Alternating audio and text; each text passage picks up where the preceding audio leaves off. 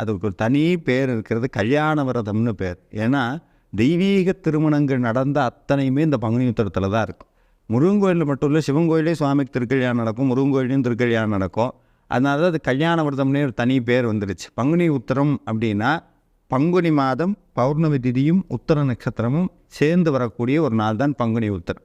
இந்த நன்னாளில் தான் அந்த இந்திரன் தன்னுடைய குலத்தை காத்த முருகப்பெருமானுக்கு நன்றிக்கடனாக இருக்கணுங்கிறதுக்காக முருகப்பெருமானுக்காகவே பிறந்து வளர்ந்து தவம் இயற்றிய தெய்வ யானை அம்மையை திருமணம் முடித்து கொடுத்த நாள் இந்த அற்புதமான பங்குனி உத்திரம்.